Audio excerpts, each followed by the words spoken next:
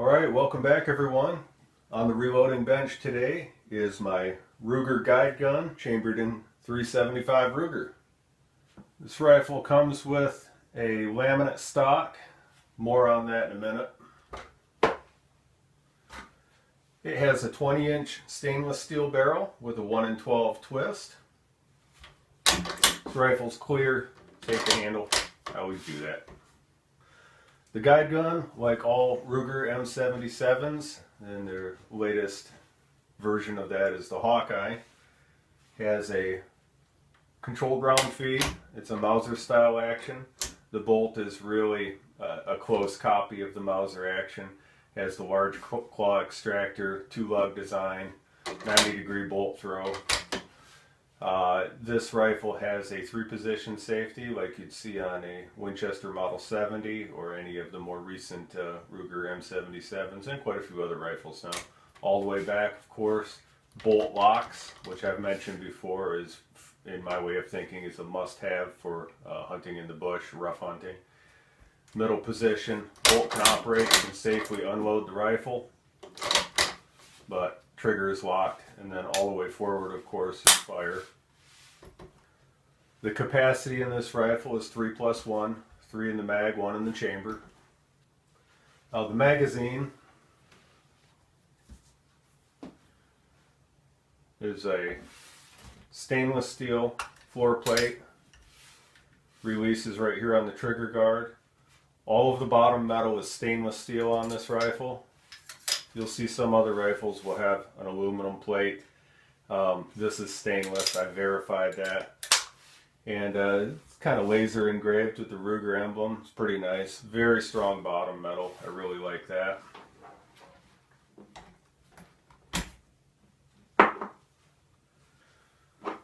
This rifle comes with open sights, and they're very heavy duty. They're what's known as express sights. Very fast handling, very fast target acquisition. It's a shallow V up here with a, if you can see that, has a white post coming up, and then the front sight has a white dot. You literally put the dot on top of the post and you put it on target and you're on. And kind of a little bit of a 6 o'clock position, so you're not covering up your target. That's how it's set now. Rear sight is adjustable, and the front sight you can see is fully banded completely around the barrel. This is rock solid. I mean, if you drop it, it falls. You bang it against a tree or a rock or something, you're not going to break the sight off. Not the mount anyway. You might break your top sight pin off. But very strong. And also, I really like this, a banded swing swivel on the front.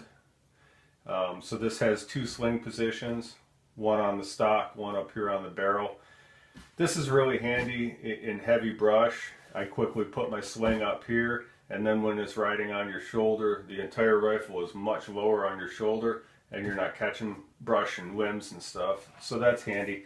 But for general use, just walking around, I put it on the stock because that's how I sling most of my rifles, so that's the most comfortable for me. But it's nice to have that barrel band option. Now, all of the guide guns come with a threaded barrel. On the 375, it is 5/8 by 18. They also come with a weighted adapter, which does not change the point of impact of your shots between the muzzle brake and this, and that's absolutely true. Put that on. I'm usually not a big muzzle brake guy. Frankly, I don't really need them in most of my rifles. Even in the Magnums, I think it's, you know, maybe in a target rifle fine, but you never want to hunt with a muzzle brake. If you're like me, you know, call it what you want. We're not wearing hearing protection when we're out hunting. It just doesn't work. Even one shot from a Magnum rifle with a muzzle brake, you're going to do permanent hearing damage. Much more so than without the muzzle brake. They're just crazy loud. But it does what it's intended to do, which is drastically reduce the recoil of the rifle. So, you know, if you're firing a few shots to sight in, you don't need it. I mean, you can take the kick a few times. If you can't, you don't need a rifle like this. But if you're like me, hand loading and you're doing a load development with 20 or 40 or 50 rounds, I'll tell you what, I've done it without the muzzle brake, and it is, even I start to develop a flinch. And I like big rifles, you know, the recoil doesn't bother me until about round 25, and then even I start to flinch a little bit because, you know, it's just rocking you. It's rocking your shoulder, it's rocking your cheek. After about 30 rounds, you can kind of taste blood in your mouth. It's just punching the hell out of you. So I started using the muzzle brake, at least for load development. And if I'm going to do any significant amount of bench shooting, I'll use the muzzle brake. And I'm a believer in it. I'm glad it's included with this rifle because it makes it a lot more usable, a lot more fun to shoot. And you know, even one of my kids or my wife could shoot this rifle with this brake. With this, not so much. I wouldn't do that to them. Maybe one of my boys to toughen them up. No, I'm joking. It also comes with just a basic thread protector. If you never want to use the muzzle brake, you can just put that thread protector on, maybe Loctite it a little bit and crank it on there so it never comes off. But I like this anyway because it protects the crown of the rifle. You got your crown way down here. With the basic protector, it's just protecting the threads. The crown is exposed, and you know, if you drop your rifle on a rock, you slip, you fall. I mean, let's face it, things like that happen, especially in the mountains. You damage your crown, man, that rifle is toast. Until you get it re-crowned by a gunsmith, it's toast. It's not going to shoot right. And sometimes those shoot very poorly. So even though this adds a couple ounces, which this is a pretty heavy rifle to begin with, this adds a couple ounces. You got an extra inch of protection in front of that crown. Nothing's getting to it. So I think it's a good idea to just use this one if you don't plan on using the muzzle brake. If you use the muzzle brake, perfect. It doesn't change point of impact, doesn't change group size, it behaves exactly the same. So good ideas from Ruger, nice setup. I love that they included all that. Gives you options. Now the more recent Ruger M77s, the Hawkeye models like this one, have what Ruger calls their LC6 trigger. I don't know what that stands for, if anything, but I can tell you that it is a very slight improvement over their previous trigger systems in like the M77 Mark II. I do not believe it is user adjustable. I've taken a look at it and I think, yeah, I could play around with it, but I don't think they recommend that. And there are some trigger kits for it, aftermarket trigger kits, if you want to improve it. But really, it's a damn good trigger. And this one breaks at exactly 4.5 pounds, which may be a little heavy, but for a rifle like this, I think it's pretty good. It's adequate.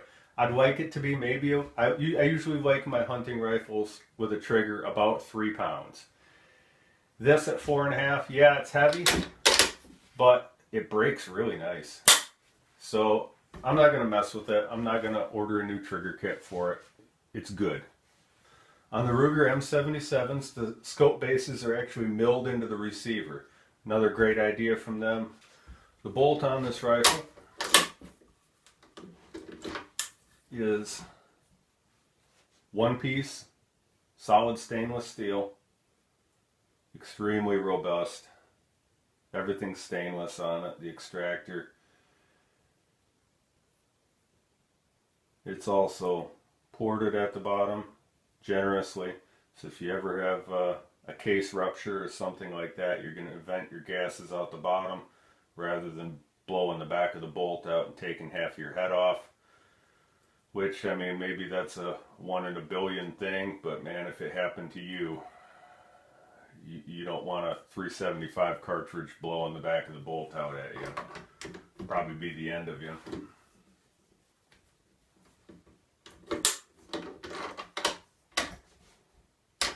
Bolt is fairly smooth. Most of these rifles are. Anybody who's shot Mausers before know that, especially after they're well used and broken in, they get pretty darn smooth. They lock up really tight. And really, the extraction is unlike anything else. You know, a lot of rifles are push feed, and they work just fine. Don't get me wrong. For absolute reliability, you can't beat a Mauser style bolt. It's controlled round feed, so even if you're doing something weird, if a bear knocks you on your ass and you're upside down trying to shoot the rifle, it'll function even upside down. Again, do I really need that? Well, you can understand that in a war situation that this action was designed for, you might very well be shooting upside down, after getting knocked over. And, for a dangerous game situation, some of those rules apply. I mean, weird, bad things happen. You might need to take a shot to save your life. And I prefer something that's battle tested for decades and decades and decades.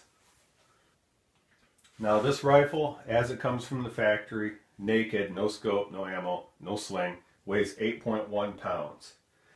Now the rifle as I carry it, all set up with the sling, scope, and 8 rounds, weighs 10.8 pounds. So just under 11 pounds. Fairly heavy rifle, but not terrible. It's a pretty compact package. It's easy to carry. It's very handy.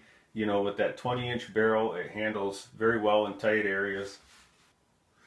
Now back to that stock. The stock that comes on the rifle is this laminate wood stock. Ruger calls it their Green Mountain laminate stock. And let me just read to you what Ruger says about it. Quote, Ruger Green Mountain laminate stock is dimensionally stable in environmental extremes. I have to call bullshit on that. Environmental extremes, maybe some places, not Alaskan environmental extremes. I carried this rifle for about 7 days on a moose hunt one time, and it was raining quite a bit. I mean, your typical shitty Alaska weather. And this stock absolutely absorbed water. It absolutely swelled up, and I was not happy with the performance. Now, it's fairly ergonomic. Some people think it looks like somebody threw up on the stock with the weird colors and everything. I thought it was kind of attractive. Probably says more about me than the stock. But it is adjustable for length of pull, which I thought was handy. I have a long length of pull, long arms, so I used all the spacers. It fit me very well. It has a pretty good recoil pad. But the factory stock has no bedding. They didn't even put some aluminum pillars in it, which would have helped a lot. And with extremes in temperature and moisture and everything, this stock, yeah, maybe it absorbs less than like a straight walnut stock, but it still absorbed a lot of water, and it actually swelled up. And then when it dries back out, it shrinks, and then you have stuff loosening up. The stock is now loose because it's not pillar bedded. And after that cycle, when I got done with that hunt, thoroughly dried out the rifle, and actually probably dried out pretty well on the way home, because the hunt was quite a long ways from home. When I got home and disassembled the rifle for a thorough cleaning after a week of getting wet, the stock had expanded and then shrunk, and I had a heck of a time getting it off the stock. And when it finally did come off the stock, this part of the stock right here broke off. It just completely popped off and crumbled. And this basically works like a recoil lug, this area here. That takes a lot of shock. So, I mean, you're not going to do much without this. Even cranked down, that's going to allow your action to move a little bit. You can't have that on a rifle like that. You shouldn't have that on any rifle, even a 22. But on a 375, come on. It has to be right, or you're going to destroy the stock. So, and I found that out the hard way. I retorqued it all down. I'm like, that's horrible. I should probably bed this. But I didn't get around to it. I cleaned it really good, put it back together. So next time I shot the rifle, the tang split. This area here behind the tang, that split. So everything had been kind of wallered out from expanding and contracting. And with this part missing, it just was not holding the rifle tight. Now, granted, I was I was testing some hot loads with 350 grain Woodley weld cores, and they have that has a significant amount of recoil, quite a bit more than standard factory loads. So it broke the tang, that chipped out, and you know, I could have probably glass bedded all this and made it work again, but honestly, you know, I didn't really trust it at that point. The way it swelled up, I went with the stock that should have been on this rifle to begin with, which is the Hogue Overmolded stock. Now the rifle that this one replaced was called the Ruger Alaskan, and it had a Hogue stock on it, and I handled some of them before they all disappeared. When it wasn't around very long, just a couple years they discontinued it, but I handled some and wanted one, of course, didn't get around to buying one, and then they were gone. But the Hogue stock just feels great on this rifle, and I'm glad I waited and went this route, honestly, because the Hogue stock on those Ruger Alaskans was just pillar bedded, which is better than the factory stock. But, you know, on a rifle with this much recoil, a pillar bedded Hogue stock is just polymer with some pillars, and that, you know, probably be just fine on a, you know, a standard cartridge, but on a Magnum cartridge you're going to be getting quite a bit more flex in this area. So I went with the Hogue full bed block stock. If you're going to get one of these stocks, don't go the cheap route and get the pillar bedded one. Go with the full bed block. Rifle stock actually has an aluminum chassis from about right here that runs all the way back and down into here, and I think it comes back into the back a little bit too. But it's a massive block of aluminum. It's skeletonized up here and I think back here, and then the polymer is molded around that and then rubber overmolded. So it's really a big solid chassis in there. So when you crank down on this, your rifle isn't going anywhere. There's nothing that's going to crack or fail on you. It's metal on metal, and this absorbs zero water, of course. It's rubber over polymer over aluminum. So the stock is not inexpensive, but it made such a huge difference. I was just really impressed in the amount of recoil it took away from the rifle. I didn't realize how much this factory stock was contributing to the sharpness of the recoil on this rifle. As soon as I switched to the Hogue, it was like shooting a different rifle. So much more pleasant. It's still, the recoil is still heavy, but instead of a sharp kick, it's more, you hear it a lot, it's more like a big shove. So big improvements there all around. This is the stock Ruger should be putting on this rifle. Now if I was going to use this rifle strictly for brown bear protection, I would probably forego the scope and just run the iron sights. You get a little bit faster target acquisition like that, and you know, less room for something to fail on you, and it also lightened the rifle up a little bit. But for me, this rifle is more of a general purpose. It's more for bear hunting, and of course anytime you're bear hunting in brown bear or grizzly bear area, you better be ready for bear protection too. So for the scope I chose on this, I went with a Weaver Grand Slam series, and this is their dangerous game model. It's 1:5 power with a 30mm tube. It has a heavy duplex reticle that's actually etched into the glass, so very strong. There's nothing to break under recoil as far as the reticle goes. The scope itself it's overbuilt. It's really built like a tank. Now the Weaver Super Slam scopes are their higher quality line. They're made in Japan as opposed to their cheap stuff that's made in China. And even the Chinese scopes are pretty decent for a low price, but their Super Slams are naturally a lot more expensive and a lot higher quality. If you want better than Japanese quality, you really have to go to Europe, and then a comparable scope to this will cost you 4 times as much easily for only a very small increase in quality. Slight increase in glass quality. Construction quality, it's probably on par with with those European scopes that cost so much more. The glass in the scope, it's very good. It's very crisp and clear. The colors are true. And the main reason I went with this scope, it is proven for big calibers, for African calibers, for dangerous game hunts, as the name implies. It's meant to handle the recoil from any big caliber rifle. So with a 375, no problem at all. I usually carry it on 1 power when I'm just walking around or whatever. And on 1 power, you shoot with both eyes open, wide open, and it's very fast. If you always shoot with the scope and almost never with iron sights, you'll probably shoot faster with this setup with the scope than you would with just iron sights. You pull it up, both eyes open, target's right there, no magnification. And then, you know, for hunting purposes, I can crank it up to 5 power to take a longer shot. And at 5 power, I mean, I could easily get out to, you know, 300-400 yards if I wanted to. Not really what I do with this rifle, though.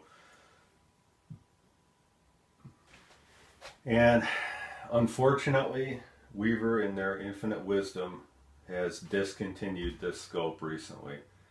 That's a horrible thing, because, I mean, there's really nothing else like it in this price range. I know a lot of guys were putting these on their ARs as, you know, like a battle scope, just because it's so tough, it's so strong that, you know, if it's getting beat up, it's not going to get hurt. And with that 1 power, 1 to 5, I mean, it makes a lot of sense on a rifle like that or a rifle like this. The price on these runs from $500 to $600, and it was just discontinued, I think late last year. So I believe there's still a few available here and there. I'm sure they're dwindling. If you need a really good low power scope for dangerous game, or for like an AR for heavy duty, you might keep your eyes open for one of these. If you see one of these in your sporting goods store or find one online, just buy it. You'll be very glad you did. So I've been carrying and shooting this rifle for several years now. Used it on quite a few hunts. I don't use it on every hunt. If I know I'm going up high, I tend to carry a little bit lighter rifle, because although this doesn't weigh a ton, 11-pound rifle on your shoulder going up a mountain, you feel every single bit of it. So I always want to have this with me, but I don't always have it with me. So other than a really strenuous mountain hunt, this is the rifle I carry. Overall impressions of it after running it for a couple years, absolutely love it. It's just a fantastic rifle. Everything's stainless on it. Like, you know, you spend a week out in the rain, it's not going to get hurt. Now, of course, this stock was the weak point in that system. So it'd be great if you could buy just the barreled action on this rifle and, you know, get a Hogue stock or whatever stock you want, but they don't offer it as a barreled action. So if you buy it, you got to go with this.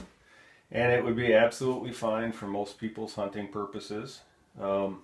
You know, but here in Alaska, of course, the weather is going to dictate your equipment. You'll find out pretty quick what will work and what won't work after a week or two out in the bush. So the way I have it set up now is perfect for the way I use it here. Now with factory ammo, rifle's fairly accurate. Most factory ammo, it shoots between 1 inch and 2 inches. It tended to be more accurate with the heavier bullets. With the 300 grain bullets, it shot about 1 inch. With the 250 grain factory ammo, 1.5 inches to 2 inches. So I got the feeling that it really liked the heavier bullets. The most accurate load that I've found for it so far is the 350 grain Woodley weld core over H4350, max charge of H4350. And you'll have to figure out your own max charge very carefully. But this just shoots phenomenal. At 100 yards, it'll put 4 rounds between 1/2 inch and 3/4 inch almost every time. Shooting off a bench, of course. Super accurate. and it shoots in at about 2,350 feet per second. So pretty slow, but massive bullet, and the Woodley weld cores are incredible. Heavy jacket and bonded, but a fairly soft lead. So they work really well at those lower velocities. They expand dramatically, but they don't lose any weight or very little. So big heavy bullet going kind of slow, it just plows right through stuff, does massive damage, and this would be a great bullet for anything in Africa, maybe short of elephant. But so for brown bears, grizzly bears, and bear protection, yeah, you could do a lot worse than that. Now I shot a pretty good black bear with this rifle last fall with one of these, and let me tell you, it was lights out for him. It knocked his dick right in the dirt. But it's overkill. You don't need anything like this for black bear, and really for for brown bear protection, yeah, hey, awesome, perfect. And if I was strictly hunting a brown bear, this is what I'd want. But usually when I'm hunting, I'm looking for a black bear for meat, and I'm not going to shoot a brown bear unless I have to, or it is a monster, a once-in-a-lifetime brown bear. That's really the brown bear I'm looking for. I'm not into shooting them just for shits and giggles. So for general purpose bear hunting, this is kind of overkill. Even though I love the accuracy, I love the effectiveness, it's a little much on a meat hunt. So what I want to do is develop a little bit lighter load, and one that isn't going to destroy so much meat. On that black bear I shot, it took out the off shoulder. I shot him right behind his leading shoulder, and it went out the off side and pretty much destroyed that shoulder, so it tore up a lot of meat. I have a decent supply of 270 grain Barnes LRX. I got these on sale from Midway USA. Similar to the Barnes TTSX, but slightly more aerodynamic, and supposedly they open up a little bit easier at lower velocity. So if you're maybe shooting at a longer range, it's going to open up a little easier. And at short range with a higher velocity, it's going to expand more violently. And I've also, from what I've read, you might actually lose a couple petals if it hits bone, whereas the TSX and TTSX kind of just plow through. With this, you might lose a couple petals, and they end up doing secondary damage, but everything on the base holds and plows through. And without being lead, you have lead blown through the meat and stuff like that. So I really like the idea of these bullets for meat hunting, and I'm going to do some load development with these. And if I can get them to shoot accurately, this will probably be my primary hunting bullet for this rifle. We'll see how it happens. There's a good deal on them, so even if they don't shoot fantastic, I'm not out a whole lot. And I'd also like to work up a low recoil load for general practice. I like to practice snap shooting with this rifle, practice from different field positions. I think that's really important on a dangerous game rifle, is that you can handle it from any position, fast, accurately. And let's face it, if you're shooting something like this for practice, even with the muzzle brake, it's beating the shit out of you. It's very, very expensive to shoot, even hand loading.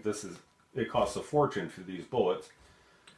So for a cheap, low recoil round that I can shoot comfortably without spending a fortune, that would be great. It would allow me to practice much more with this rifle, and practice makes perfect, as they say. And when the monster is charging down at you at 20 yards, you better be quick, or you're gonna be very sorry very soon. And the only way you get that good is with practice and developing muscle memory and really knowing your rifle without having to think about it. So we've got a lot more to come with this rifle. Load development, testing, shooting, and I hope you come back and check all that out. If you like what we're doing on this channel, please like and subscribe. I would appreciate your support. Thank you very much.